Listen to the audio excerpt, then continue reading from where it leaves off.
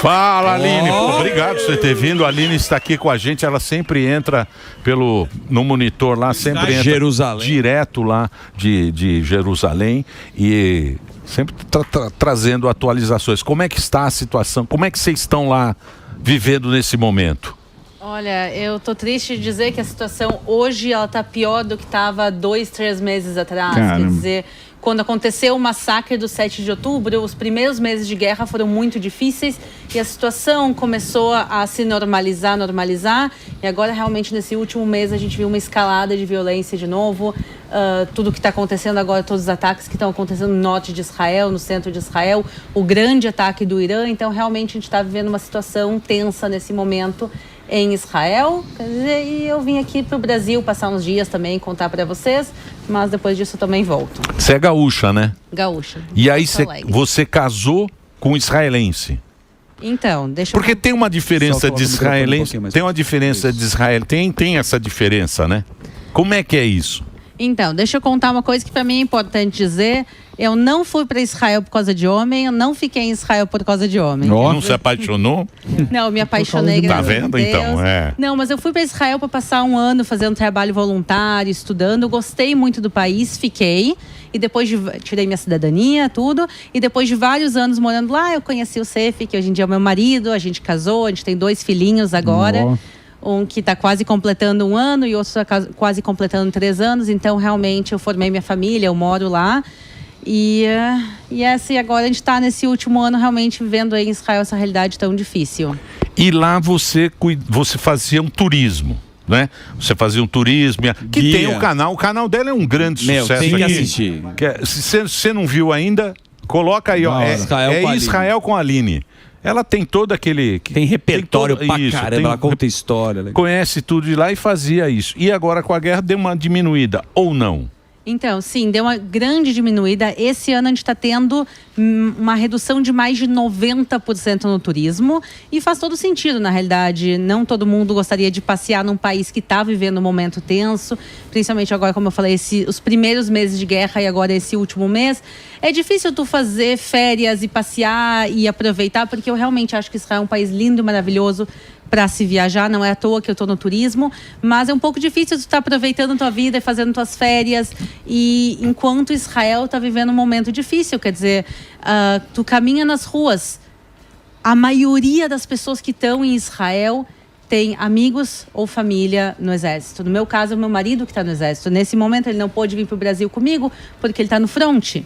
Então é difícil, enquanto as pessoas em volta de ti perderam amigos e família durante a guerra, principalmente no 7 de outubro, mas um dos meus colegas de trabalho, o amigo meu guia, o filho dele faleceu num combate em Gaza. Então, enquanto as pessoas em volta de ti estão enlutadas, estão preocupadas com seus entes queridos, é um pouco difícil de realmente fazer turismo de uma maneira normal. E o que sim tem sido feito agora, nesse último ano, principalmente, é turismo de solidariedade também. Então, as pessoas vão assim, eu estou indo para Israel, não para fazer festa, como eu gostaria de fazer normalmente, mas estou indo me solidarizar, estou indo apoiar, fazer trabalho voluntário. Sim. Tem muito. Os que moram fora de Israel, né? E esse trabalho que ela faz, né? O Zuzu não foi, né? Eu fui para Israel. Não, mas você não foi agora. Não. Agora não. Você foi? Você foi? Não, eu não sou Você da foi convidado também, você representa muito bem a comunidade. A gente não foi. Mas o que a Aline faz lá, ela me levou para Mead Sharim, que é um bairro ultra-ortodoxo. E é impressionante, assim, o carinho do público brasileiro. Não são apenas judeus, evangélicos, a turma inteira. Ela não anda em Israel, né? É impressionante mesmo. Mas o ponto que eu queria colocar para você é que teve o documentário From the River to the Sea. Que é muito bom. Muito tem que bom do Brasil. Todo mundo tem que assistir, é de graça. De graça no YouTube. Muito legal. E eu vi que você produziu muito conteúdo lá. E eu acho que é legal, que ficou muito didático também, explicando um pouco a história. E as pessoas, lógico, que tem o Irã, né, que é o DNA também da guerra, que apoia os grupos terroristas. Quantos grupos terroristas atacam Israel hoje? Hezbollah, Hamas, Jihad Islâmica, os Houthis, tem mais um. Quantos? Tem mais alguns, tem a Força Quds também, que é uma força terrorista iraniana, que tem bases em vários países do mundo. Israel também teve mísseis lançados desde a Síria e desde o Líbano. Então, quer dizer, Israel está no momento com 7 frontes de guerra aberto. 7? 7. que é bizarro até pensar como um país tão pequeno como Israel, uma população tão pequena consegue ainda assim se defender e se manter, e realmente Israel nesse momento está com 7 frontes de guerra, que a gente está falando obviamente de Gaza, do Líbano, da Síria, do Iêmen, do Irã também e da Síria. É impressionante. Então, só para pontuar um deles... E agora tem a ONU lá enchendo o saco. A ONU faz tempo, né? Não, a ONU... Para Gaza... A ONU tá lá no Líbano, do lado do Hezbollah. Do lado do Hezbollah lá, e Israel precisa atacar o Hezbollah, porque o Hezbollah tem os mesmos túneis de Gaza. É muito parecido. É a mesma coisa. Que os caras estavam se preparando para fazer o mesmo ataque o mesmo ataque do 7 de outubro. Invadir, sequestrar. O ataque do 7 de outubro foi feito pelo Hamas, que vocês acompanharam lá, que entraram nos kibbutz e tal, o Brasil inteiro acompanhou. E o Hezbollah estava fazendo isso do Líbano. O mesmo esquema do Líbano, eles estavam fazendo para fazer outro ataque daquele que foi o maior ataque.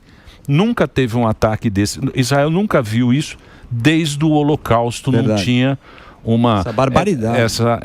Esse ataque de terrorista, né? De invasão. Agora, eu não consigo entender.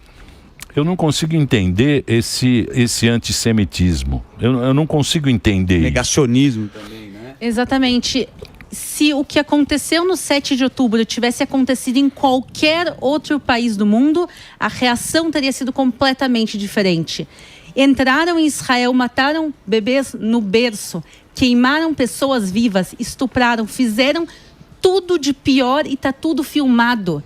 É isso, é impressionante porque eles mesmos filmaram. Parte deles entraram em Israel, a gente está falando de 3 mil terroristas, parte deles com GoPro amarrada no corpo. Como tem gente que gosta de fazer passeio de moto, não sei, com GoPro no corpo, eles entraram com GoPro no corpo. Parte deles pegaram os celulares das vítimas. Eles entraram na casa de senhoras, pegaram o celular delas e começaram a transmitir no Facebook delas. Eles matando elas, está tudo transmitido online, está tudo disponível. Tem o site hamas.com também que está lá catalogado.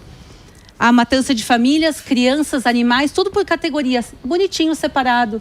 Quer dizer, tudo foi filmado, tudo existe e ainda as pessoas dizem, não foi bem assim. Tem quem defende, né? Tem gente que defende, não, Israel permitiu ser atacado para ter uma justificativa para invadir Gaza. Vocês acham que a gente é animais da maneira de deixar crianças morrer no berço para justificar uma guerra? Isso jamais poderia acontecer em Israel. Infelizmente, Israel foi pego de surpresa e acabou acontecendo o que acabou. Israel não sabia, infelizmente, Israel não conseguiu prevenir. Foi um erro horrível de Israel. Mas essa coisa que as pessoas dizem, não, Israel deixou acontecer, ou não aconteceu bem assim, ou não, Israel merecia o 7 de outubro.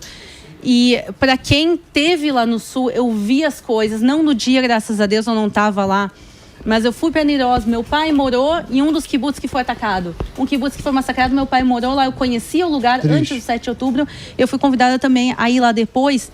Tu vê o sangue das pessoas na parede, pedaço de gente colada em porta, buracos de bala nas portas e toda essa desgraça e os brinquedos das crianças no meio, porque é um kibbutz que tinha muita criança. Então tu vê toda essa desgraça e as Isso está lá hoje, ainda hoje está lá, não está?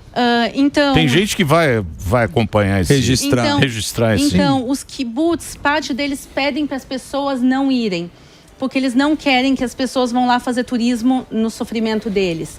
Então, algumas pessoas são convidadas a ir. Então, eu fui convidada a ir. Eles abriram kibbutz, tinha exército na entrada, que estava impedindo a entrada das pessoas. Eles sabiam quem a gente era, deixaram a gente entrar para poder filmar, porque o pessoal queria que a gente mostrasse o que aconteceu. Mas eles continuam evacuados. Mais de 60% das casas de Niroz foram queimadas. Não pelos terroristas, pela população civil de Gaza. Depois que os terroristas saíram de Niroz, a população civil de Gaza, obviamente não todo mundo, mas algumas pessoas entraram, roubaram as casas, explodiram o sistema de água, esgoto e queimaram as casas. O Netanyahu, ele falou o seguinte, né, naquele discurso que ele faz da ONU, lá que ele encheu o Gutierrez. O Gutierrez é um palhaço. Esse cara é um palhaço. E ele falou o seguinte, eu achei legal que tem muita gente que não gosta desse do Netanyahu, mas aí é política interna. E ele falou o seguinte, ele falou, Estados Unidos, se vocês passassem um dia o que nós passamos lá, vocês não conseguiriam sobreviver a um dia que a gente está passando há um ano. Por isso que eu acho que eles entraram em todas as ações e falaram, Dani, agora vamos... Que foi esses ataques. Foi a promessa dele, eu vou acabar com todos os grupos. Deixa eu fazer um break. Eu vou fazer um break agora. Boa. Fazer um break rapidinho, porque a gente está falando... Põe a rede social da Aline. Ó, se você quiser... Você fala direto com a Aline. É muito legal o canal dela lá para você conhecer mais Israel. Ela tem muita coisa boa no YouTube também. O Insta e YouTube Israel com a Aline. Fazer o break do Reginaldo e do Delari. Uma pergunta sobre Israel. Você quer fazer? Você me desculpa, pois não. Seguinte pergunta. Obviamente, acho que todo mundo aqui é pró-Israel. Sim. A gente é uma das poucas emissoras que mostra o lado de Israel, inclusive entrevistando pessoas, porta-vozes oficiais e mostrando que a mídia às vezes faz um ruído de informação. Mas tem um fato que eu, como judeu, me incomoda, que é o que tem acontecido no Líbano. O Líbano, o Hezbollah está lá, mas muitas pessoas não são do Hezbollah e estão sendo afetadas, inclusive algumas vítimas ceifadas. E eu imagino que isso também é tema dentro de Israel. Existe até uma oposição ao próprio Netanyahu. Eu queria que você explicasse um pouco isso. E assim, se o problema é o Irã, por que não atacam o Irã e sim o Líbano? Já que ele que é o mantenedor. Porque parece que as vítimas que não tem nada com a relação. Então, o grande problema é que Israel ficou sem opção.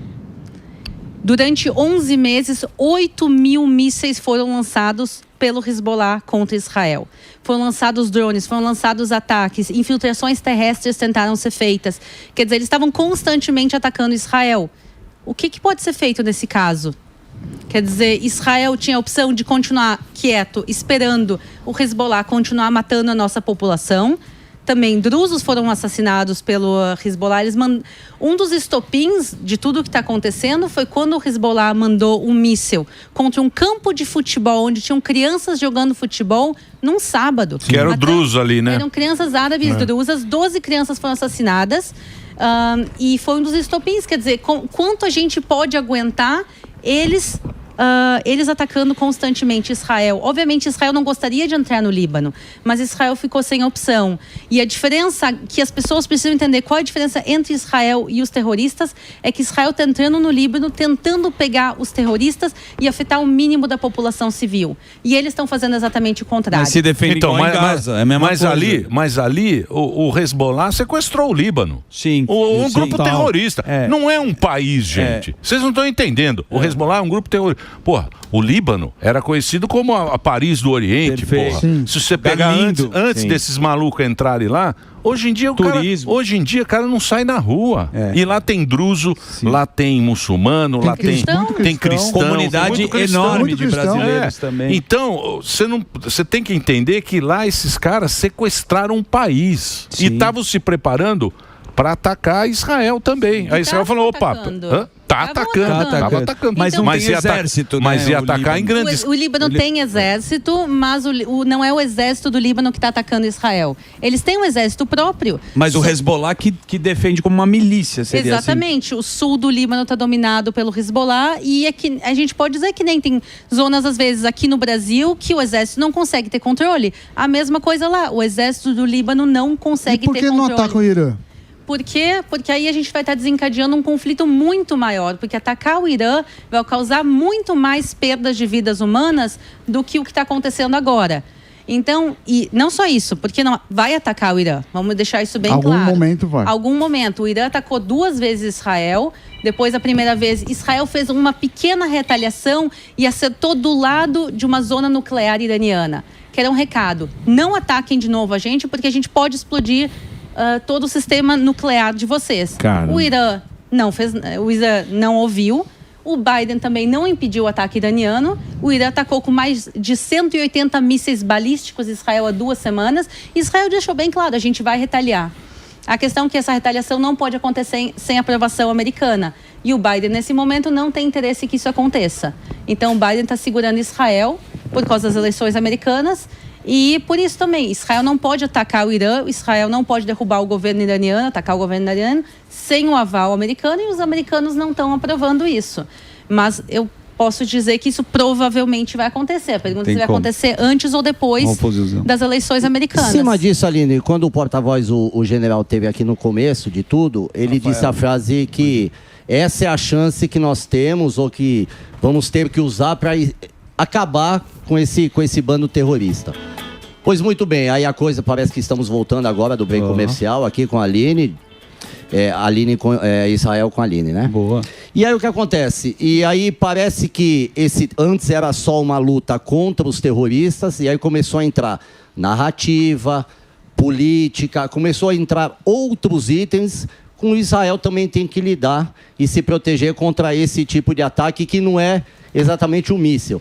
É por isso que é tão difícil acabar com um terrorista, por tudo que se envolve, tirando só eles. Então, exatamente. Israel não tem uma guerra. Israel tem muitas guerras acontecendo. Obviamente, a gente está falando de mais de um fronte, mas também tem uma guerra midiática acontecendo. E essa guerra Israel está perdendo, e está perdendo feio a guerra midiática. Se tu olhar as notícias do mundo, a maior parte, principalmente da grande mídia, mente descaradamente sobre Israel. A gente tem também uma guerra cibernética acontecendo, quer dizer...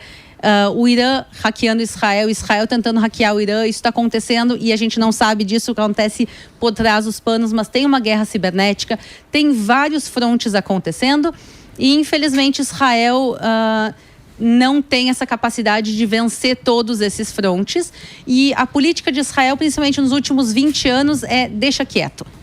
Quer dizer, a guerra não começou no 7 de outubro.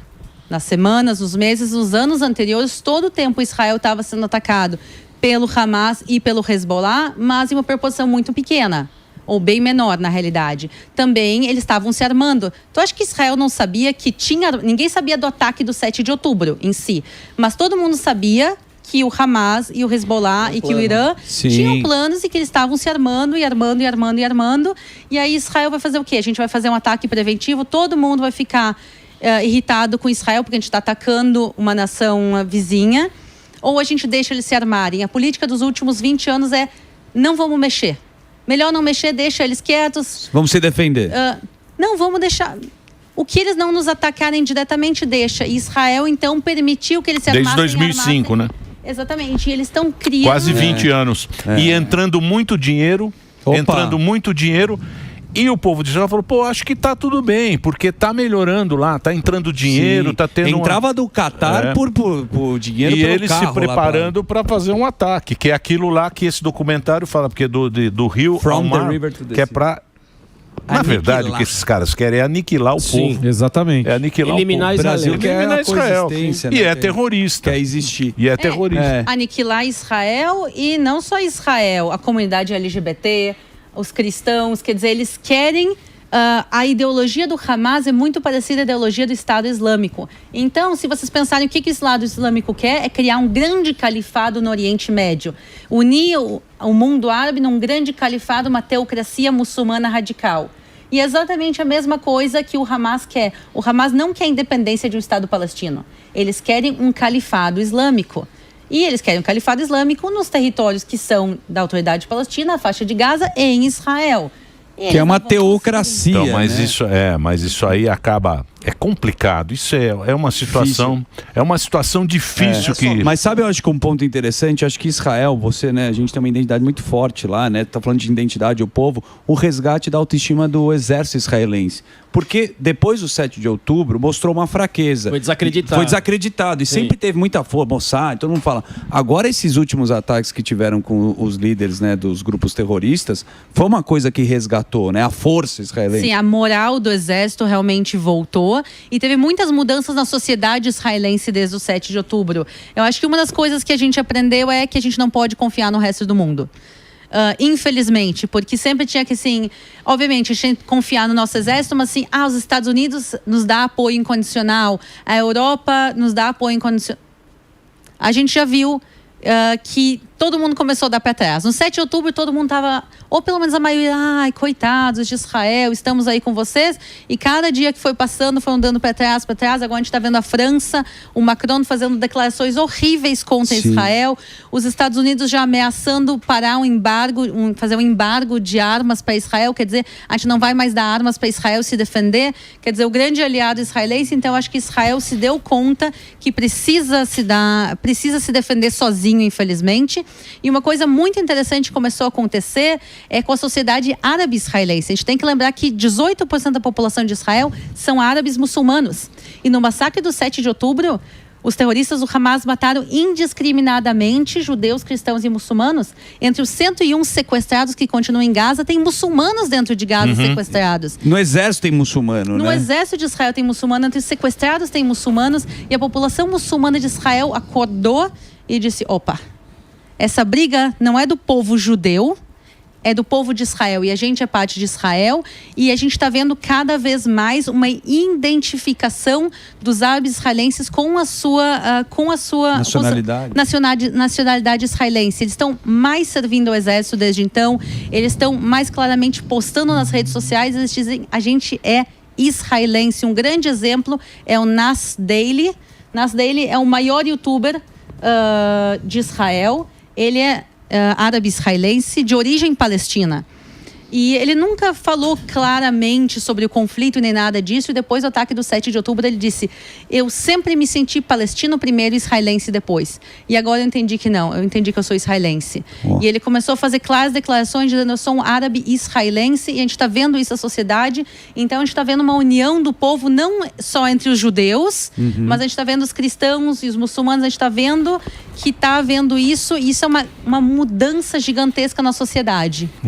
E também ninguém fala, né? Porque eles falam, não, Israel quer território, tal, que é aquele papo que tem lá da guerra dos 6 dias, aquela outra guerra que teve. Ninguém fala da aproximação que Israel estava tendo dos países árabes. Arábia Saudita. Porque eles estavam se aproximando dos países árabes. E o Irã é outra potência que tem lá. Que o Irã é o cara que banca esses... Para ele não entrar na guerra, ele banca esses grupos, manda dinheiro, manda armas e tal. Ele manda esses grupos, então ele entra na guerra, mas se protege com essa história. Ele paga para os outros morrerem em nome dele. Exatamente. Só que isso não é muito falado. A mídia não propaga isso, só propaga do palestino, que o palestino está sofrendo. É lógico que está sofrendo. Como também o israelense está sofrendo. Aquela história. Numa guerra, quem ganha é quem não entra na guerra. Quem ganha a guerra é quem não entra na guerra. Quem ganha é a desinformação. Exatamente. E lá... Bom, é o discurso do oprimido e do opressor. Vale lembrar, como você falou, né? Quando teve a Guerra dos 6 Dias, Israel lutou com todos os países árabes e naquele momento ele era o oprimido e o mundo estava do lado dele, né? Então a narrativa, como você colocou aqui, ela pega de uma forma muito forte. E assim, eu vejo justamente as pessoas repetindo frases sem entender muito bem o que elas falam. Assim, a Palestina será livre do rio ao mar. Ninguém sabe que rio se fala, ninguém sabe que mar se fala, ninguém tem a menor ideia do que se fala. E também outra coisa assim, o ataque do Hamas aconteceu por causa da ocupação israelense, por causa dos assentamentos israelenses, por causa do bloqueio israelense a Gaza. Vamos começar, primeira coisa. Quem sabe quantos israelenses, civis ou militares, tinham dentro da faixa de Gaza no 6 de outubro? Quantos? 0. Não tinha nenhum israelense, é proibido por lei. Israel, desde 2005, proíbe israelenses, tanto judeus como de outras religiões, entrarem dentro da faixa de Gaza. Não existia ocupação israelense dentro da faixa de Gaza, desde 2005. Então, justificar dizendo que é ocupação, não. Porque Israel faz bloqueio. Faz bloqueio? Quantas fronteiras tem a faixa de Gaza? A faixa de Gaza tem fronteira com o Egito. E o Egito tem uma fronteira muito mais protegida do que com Israel. Se a gente tivesse a fronteira do Egito, talvez o 7 de outubro não tivesse acontecido daquela maneira. Porque Israel tinha uma cerca, boa parte de uma cerca meio michuruca, que eles cortaram e entraram. Porque ninguém aceita esse palestino também, né? Não, o Egito falou no início da guerra, a gente não vai aceitar um refugiado palestino, a gente não quer. Não quer, nem a porque Jordânia. Não falam, exato. Né? Então, se todo mundo estava reclamando da ocupação israelense, primeiro, não existe ocupação israelense dentro da faixa de Gaza. E segundo, todo mundo reclamando que há um bloqueio. Não há bloqueio nenhum. Fala então, reclamem com o Egito. Reclamem com o Egito para eles abrirem a fronteira. E, ao contrário, a fronteira com Israel sim estava aberta. Todos os dias passavam pessoas da faixa de Gaza para trabalhar em Israel. E, infelizmente, a gente descobriu depois que parte das pessoas que estavam entrando eram espiões do Hamas, que ajudaram a planejar o ataque do 7 de outubro. Isso então, que é ruim, tinha né? a fronteira aberta com Israel e a fronteira com o Egito estava fechada. Isso que é ruim, porque o palestino ele trabalhava, ele tinha emprego em Israel. Muitos palestinos trabalhavam em Israel. E agora fica essa coisa, né? Pô, será que o cara é um espião? Bom, Aline, é um papo chato, mas é o que está acontecendo. A gente queria falar de coisas bonitas que tem lá, né? Que tem essas relíquias, o templo, a história, o templo e tal. Espero que tudo volte à normalidade. Mas tá aí o Instagram e o YouTube da Aline, que é o Israel com a Aline, que é muito legal. Você pode acompanhar lá, tem muita história dela. E tem lá o Mar Morto, que tem os peixes que voltaram os peixes no Mar Morto, e o Sami não acredita. Não acredita nada. Só acredita na rapaziada. Não acredita. Acredito que voltou. Como assim? Ele acredita mais no Elon Musk do que na Bíblia. Energia elétrica. Entendeu? O peixe, voltaram os peixes. Mas eu acredito que voltou o peixe, Aline... né? Nunca. Como assim? Eu acredito que voltou. Agora... Não, tava na escritura. Não, acabou. Manda um abraço pro seu pai. Como chama seu pai? Como ele chama? Oi, pai, Jorge. Jorginho. Um beijo. Jorge, muito obrigado pela audiência, sua filha linda aqui, seus netinhos. Vamos desejar saúde e sorte para todos vocês. E obrigado pela presença, e nós estamos do lado certo, com certeza. Sem dúvida nenhuma, quando se fala de todo terrorismo, não existe direita, esquerda, em cima e embaixo, existe o certo e o errado, e eu sei que vocês estão do lado certo. E eu quero também aproveitar para desejar a todo mundo Hag Sameach. Hoje é Sukkot, hoje é Tabernáculos, é uma festa judaica, então... a gente não vai estar alegres como a gente gostaria, mas sim a gente vai ter celebrações hoje. Então, como tem festa, leva né? o Sami numa cabana, porque ele não tem onde ficar lá na grande, ele vai ficar lá. Vai lá pro break, Reginaldo. Vai lá. A senhora de alguém na barraca.